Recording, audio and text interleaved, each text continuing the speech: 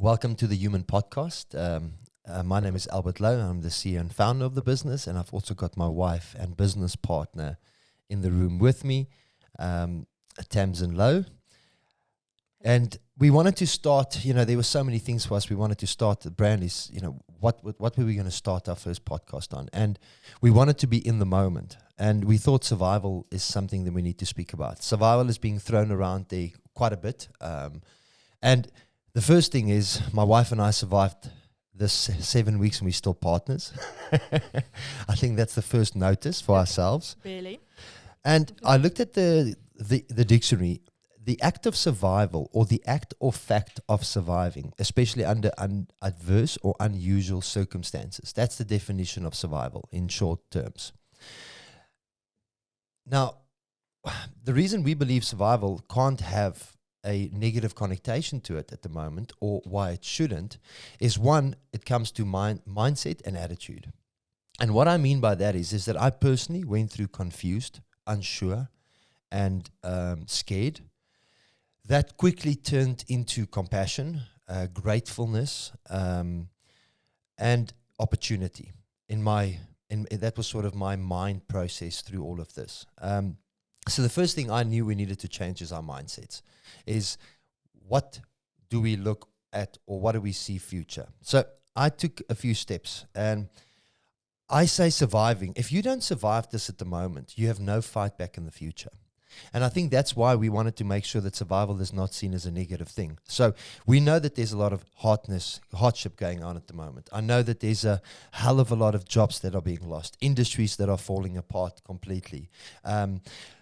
But at the same time, I also know that the companies that do have the opportunity to fight back, I know the companies that can innovate and progress the economy, we need to get those mindsets right so that all of us have a chance in the future to make up the losses in jobs, to make up the losses in the economy. So the first step that we took is we prayed with our family and our friends and made contact with them. The second thing we did is make contact with our clients and find out where are they at the moment. Stayed in comms. In the beginning, it was support messages. And then once everybody sort of got out of it and all of the confusion and shock maybe disappeared, we started speaking a little bit about opportunity. We started speaking about assessing things and adapting to what the new landscape is going to look like in the future. And we also looked at the low-hanging fruit. What personal relationships have been in place for a long time? What channels have I been selling to? We've said, go back to those relationships and make them relevant to each other. You relevant to them, they relevant to you, and you create an energy for that fight back as the economy comes back into the stages that it will do. Then we looked at all of that. We then strategized all the communication and all the stuff that came back, that what we could adapt with or what we could do differently. We then reviewed all of this, applied it to our own business so that we are relevant ourselves as a company to our clients, then looked at our clients, reviewed and strategized them, put those plans as to the best of our ability under the current landscapes together. It's not an exact science.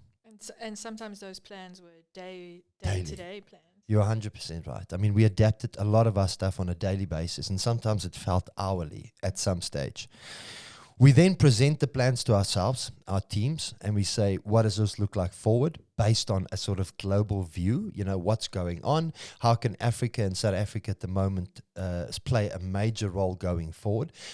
Disruption in supply chains around the world. What happened there, and is there opportunity within local manufacturing? And then we took the action, the plans. We presented it to ourselves and our clients, and we took the action.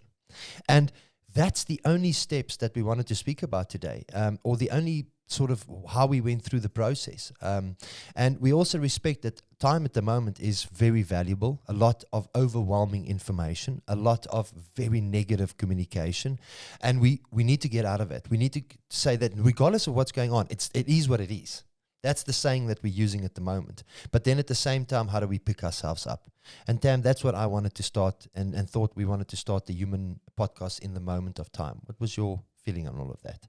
Yeah, I feel exactly the same way, I think, as you do. I think to some degree, you and I are actually privileged enough to have each other through this period. as much as sometimes it's felt difficult. We've had each other to bounce off certain things, and I think some people are not as privileged to have that. It's lonely at the top. Yeah, we've always said, entrepreneurs, it looks like a wonderful thing to always do. And I think in times like this, people have realized entrepreneurs, it's not an easy game. It was beautiful and sexy before this. And I think now, more importantly, you see why entrepreneurs, it's not the easiest thing to ever do. And and that's why, we've been very privileged for 17 years to be entrepreneurs in the country. And if you get to this point at the moment where fear, it's all hope is all lost, and you just don't know what to take, what's the first thing that I need to do to start the traction going, make contact with us. There's zero connection to this. There's no cost attached to it. If you need the help at the moment, we are a South African business with the right energy and the right motivation to do it. We want to help you out as best as possible. Absolutely. Fear is a decision. So maybe one conversation with us can help turn that fear into motivation and action. We'll all be better off if we help and support each other. And maybe that's a phone call with us. And maybe that's continuing listening to our podcast. Yeah, absolutely.